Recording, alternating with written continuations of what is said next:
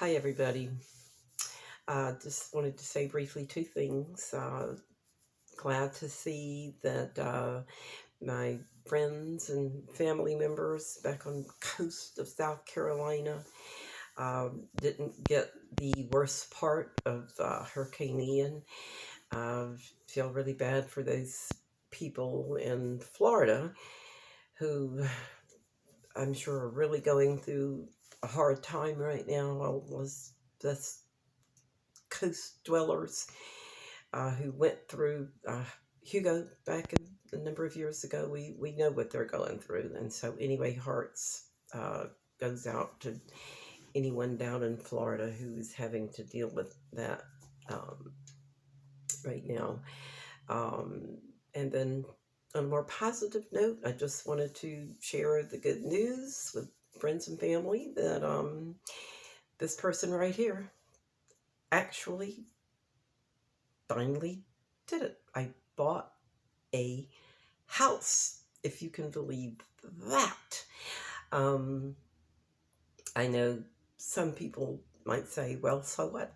People buy houses every day. No big deal, especially, when, you later on in life, this just wouldn't be considered that big of a deal. But anyone who knows me knows, um, my history in regards to uh, knows that it's been a bit of a dream, I guess you could say, for quite a number of years now to actually have my own place that I can, especially with the hard times that are coming in the economy and in just the world. It really does feel good to finally have a place of my own that I can call home and hunker down and get ready for whatever lies ahead. And most friends, family members who know me know that I left home when I was 18 years old and pretty much just been on my own ever since. I was married once and had two children, and of course that didn't work out. He eventually uh, passed away due to cancer, which is another whole long story. But anyway, the whole point of what I'm trying to say is that this finally coming to the point in my life where I was able to take this big step. It has been a very long journey for me.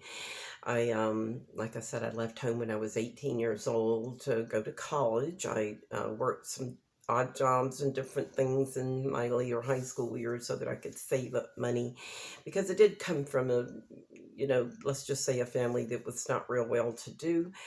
We always had a roof over our heads. We always had food on the table. My parents made sure of that. But when I got to the high school years and was, having to make that decision about going to college, it just wasn't an option in my family because the money just wasn't there. So I did.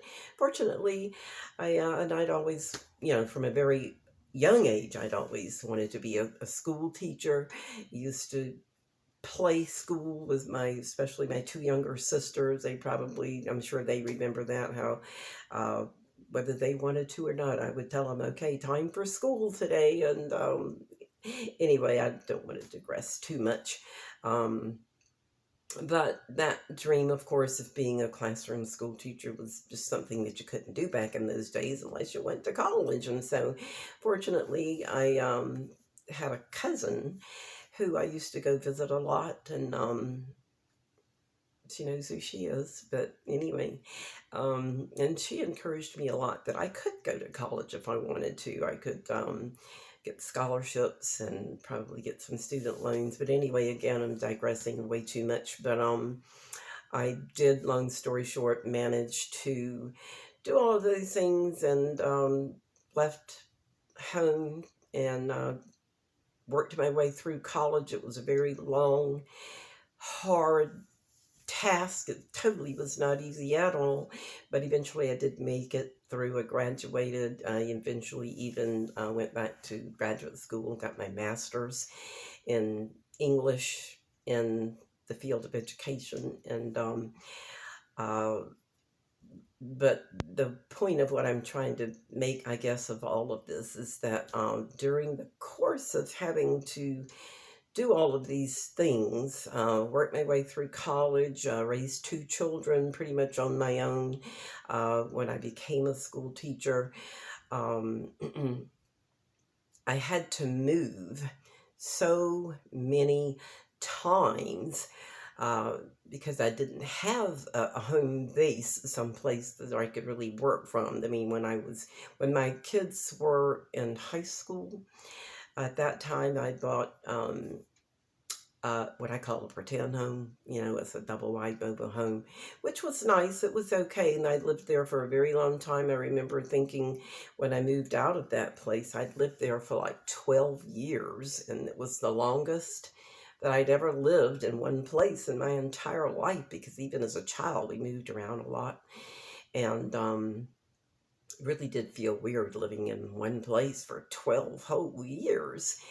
And but that eventually I moved out of there, did some traveling around after I retired from being a classroom teacher.